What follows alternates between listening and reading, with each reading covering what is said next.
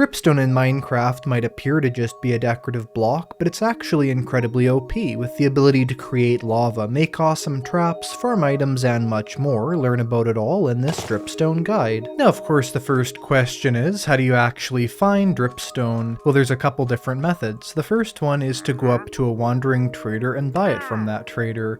The trader will sell you 2 pointed Dripstone for 1 emerald. However, I would not necessarily recommend getting your Dripstone this way. The best way is to find a Dripstone caves biome. You can see these biomes are absolutely filled with 2 things, that is Dripstone blocks as well as pointed Dripstone. These are 2 very separate items, and we'll get into what both of them do a little bit later. Either way, this is a pretty good source of the item, and we can even do things like breaking the bottom block and having the rest of it collapse, sort of like sugarcane or bamboo, giving us a really easy way of collecting a ton of blocks at the same time, just breaking them at the base here and getting everything that falls down. And we basically have an entire stack of Dripstone from that already, as well as being able to just collect it. This is not a limited resource item, and in fact there's actually quite a few ways of growing more pointed Dripstone. And that is most players' primary methods of getting pointed Dripstone eventually, is to just grow more of this item. And I'm going to absolutely get into all the different ways of growing Dripstone and all the things you can farm with this item. But before we do that, let's take a look at how this pointed Dripstone item actually works. Well, let's start off with it. The item as is not incredibly useful in terms of crafting, but one thing you can do is put it in a 2x2 pattern inside of your personal or even just a standard crafting grid, and you can see here that 4 pointed Dripstone turns into 1 Dripstone block. This way, if you wanted to build with a lot of Dripstone and you happen to have a lot of pointed Dripstone, or maybe even just you farmed a lot of pointed Dripstone, you can then convert that into the Dripstone block. And one thing I would say is that the Dripstone block itself is not incredibly beautiful. There definitely are uses for it, but this is in no way some sort of glamorous block that we're getting a really cheap supply of. And I mean, overall, if you obviously have access to a massive Dripstone cave biome, it is definitely easier to just mine the Dripstone blocks inside of here instead of crafting them with the pointed Dripstone. Also, the Dripstone blocks themselves don't actually have any unique purposes because they're an almost completely decorative block. Now, looking around this Dripstone cave, you can see we have a virtual forest of stalagmites that are growing from the bottom of the ground and going upwards towards the roof.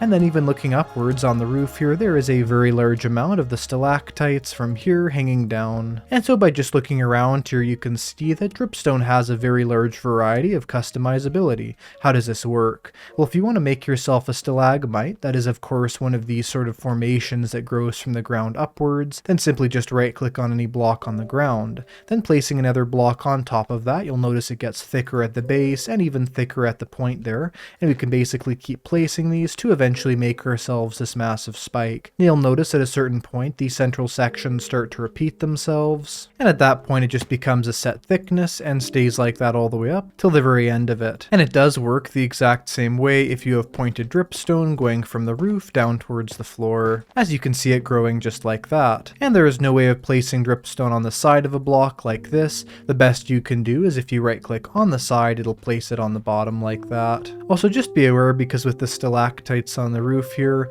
if these do end up breaking, they can fall down and be pretty deadly. Now that we've been to a cave and collected a really good amount of pointed Dripstone here, you're also going to want to collect some of the blocks. We're now going to be able to farm 4 unique different items from the Dripstone, which is fairly overpowered if you think about it. So let's get into the most OP uses of Dripstone now, how to use it for farming items. The first item that you can farm with pointed Dripstone is literally pointed Dripstone, which is kind of funny. All you have to do to make this farm is just start with some scaffolding and go up maybe 8 blocks. Once you've done that, go to the top there and place down a Dripstone block, and continue to place down Dripstone blocks until you have this 5x2 shape of standard Dripstone. Now in this specific farm, these actually do have to be Dripstone blocks. These cannot be any other type of block.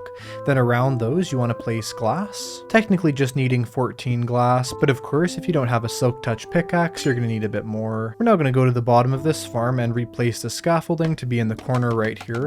And once we've done that, we're going to fill the area over here with water. So start by placing a water bucket in this corner, and then bring up more water to make yourself an infinite water source, and eventually fill in all these spaces with water so it looks like this. Then build out from about the middle of your scaffolding like this, and go towards it, placing pointed dripstone on the bottom of every single one of these dripstone blocks. So more or less the farm goes water, dripstone block, pointed dripstone. Once we've done that, we can then break all of these scaffolding if you want to, or we can keep them up. Something I would generally tend to do is break it about halfway up, and then from that point just make a little area going forward so it's easy to harvest this. I just turned the game's random tick speed up, and you can now watch this growing. What basically happens is we have stalagmites that grow from the bottom up here going towards the top of the farm. We also have stalactites that'll grow from the top here actually going down, and eventually they'll actually merge to form with each other just like this. Now this generally takes a very long time to get to this point, and the reason why is that dripstone will grow one block about every 5 Minecraft days or 100 minutes on average. That means the point we're seeing right here could take many Minecraft days, and so because of that, that's why it's important to make a very large farm. Once we've gone to this point, how do we harvest it? It's quite simple. All you have to do is go to the top and break the very second to the top block. So never break the block that's connected to there, sort of like when you're farming sugarcane, you never break the bottom block, just like that, never break the top one here.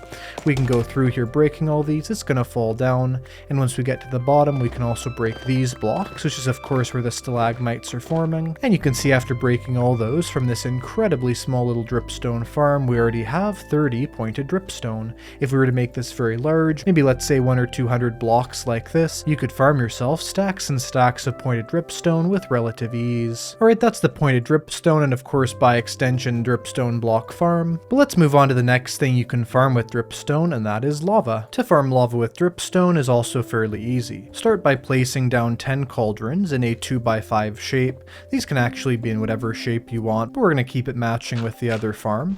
And then what we're going to do is place down a temporary block to get some stone bricks up here, and you can notice we also have 10 of those. Now these do not have to be stone bricks, in fact they could be literally any block in the entire game. It doesn't even have to be a solid block, it could be glass. Underneath that we're going to place pointed dripstone like this, so it goes block, dripstone, cauldron. Then heading up here we're going to place a ring of glass around the top of this that will hold in the lava. And now that that's done, something important to know is that you will require 1 lava bucket per block of the farm. So as you can see right here, because we have 10 blocks here, we're going to need to have a total of 10 lava buckets. But anyway, now that the lava is up there, the farm is completely done. If you take a look down here, you can see there's bits of lava that are starting to form on the pointed dripstone, and they'll even kind of change color from a very light orange to a much darker red.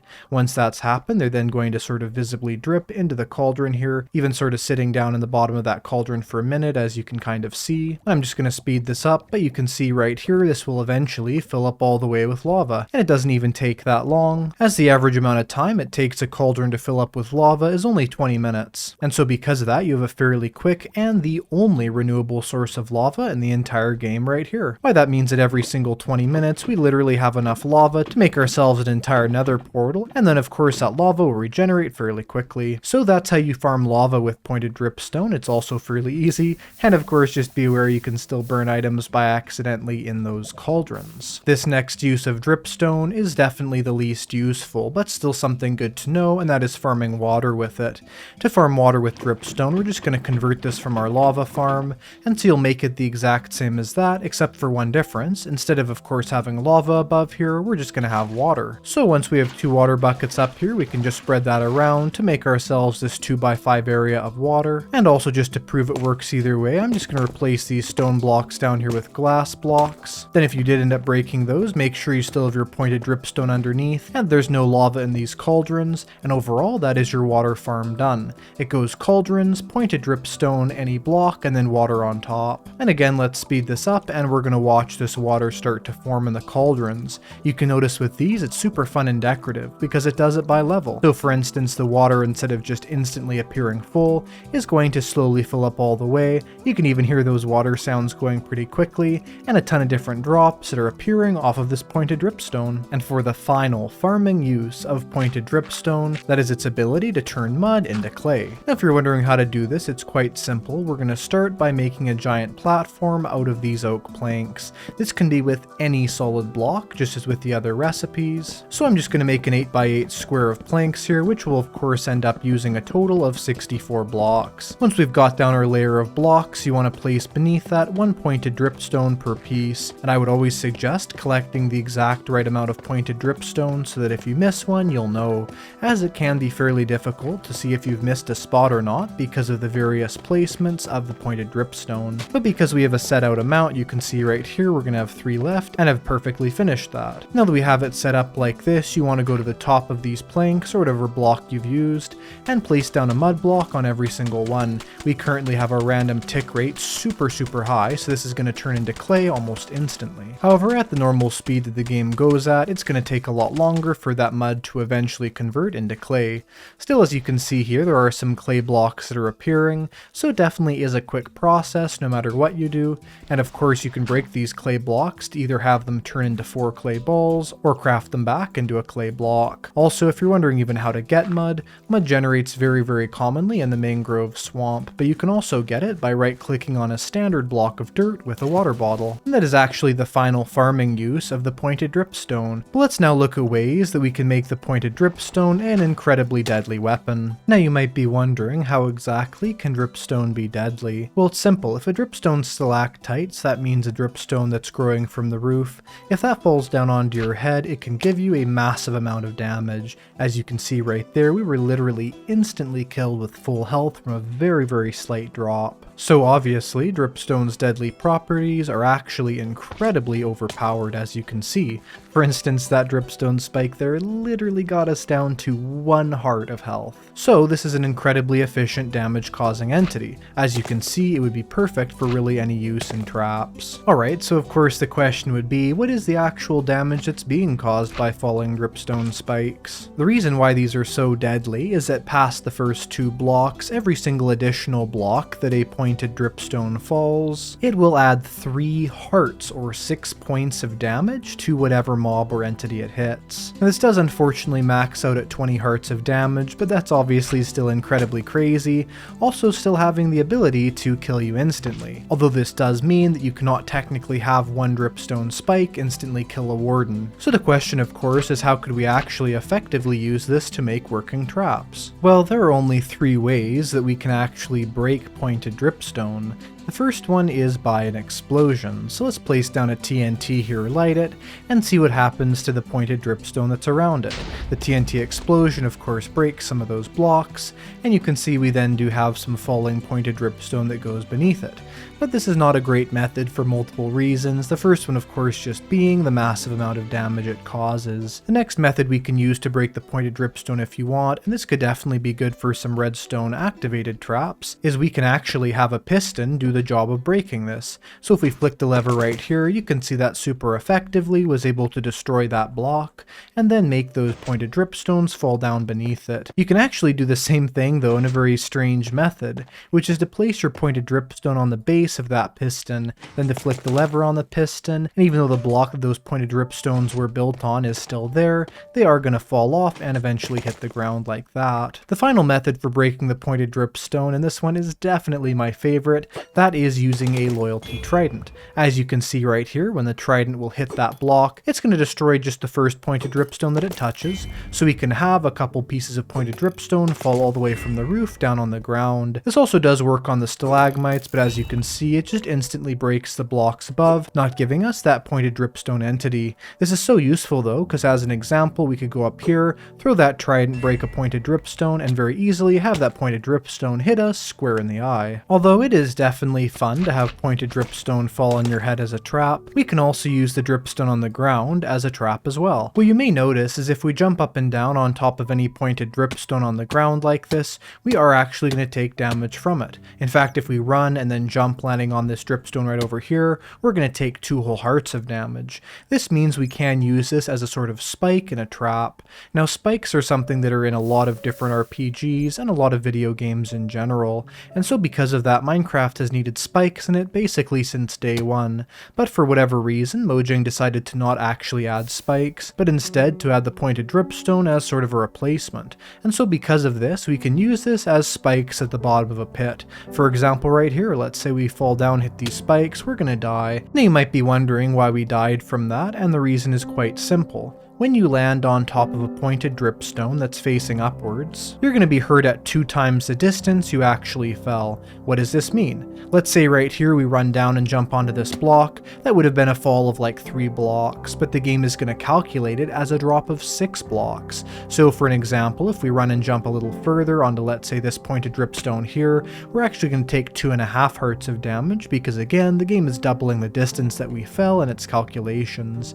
And of course, if this happens at a very great distance, you can actually die in one hit from a pointed dripstone. So more or less, the entire damaging function of the pointed dripstone is as a fall damage multiplier. So you can place these around as a really great trap or spikes at the bottom of a pit. And the first thing that's really important to know is that pointed dripstone will usually have little ambience water drips that come off of it. You can see here, if we're looking at this dripstone that has no water anywhere near it, there's still going to be these little blue drops that form on the pointed dripstone, fall down, and then sort of just land on the ground below in a drip. And this can be used for decoration, but what's interesting is that this changes depending on your dimension. It's actually a really fun little Easter egg of pointed dripstone, which is the fact that if you place it down in the nether, although it's not actually going to be able to, let's say, fill up a cauldron with lava this way, and although there's no lava blocks above it, you can see that occasionally we still have lava drips that form on the pointed dripstone to show that there is generally some lava in this area, and obviously if stone was dripping something, that thing it would be dripping would certainly be lava. I think it's such a cool little Easter egg that the dripstone drips lava in the nether. If you're wondering about what it drips in the end, it does water in the end, just like the overworld. You could have some really cool water or lava dripping decorations wherever you're building. Also, when you're actually placing the dripstone, you may notice that it's going to tend to connect to itself, because if you're crouching when you're placing down the dripstone, it will not actually connect.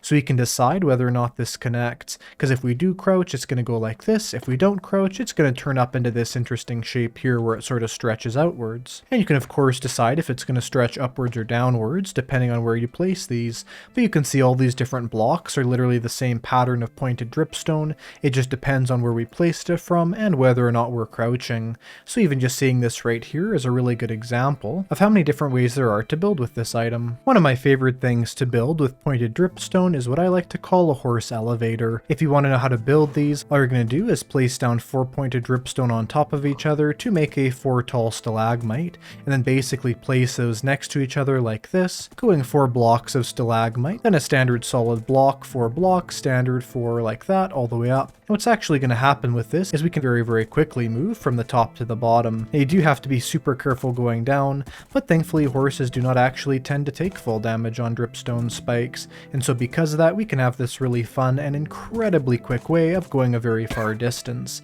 In fact, if you made this large enough, you could probably go from the bottom of the world to the top even faster than a bubble elevator. And again, that's just made by going to any area and placing down at least 1, but I generally tend to do 2 of the dripstone here, making them go 4 upwards, then placing a block to the side and going 1, 2, 3, and then of course 4 blocks from that, going outwards again, and just continuing that on. And a final thing that's really important to know when building with dripstone is that dripstone at every single size, scale, and position can be waterlogged, and also even ascend out of the water like this in a really cool pattern, which definitely makes some very fun builds possible. I hope you enjoyed that video all about dripstone in Minecraft. If you did, make sure to press the like button, subscribe to see some more content like this, and I will see you in the next video. Goodbye!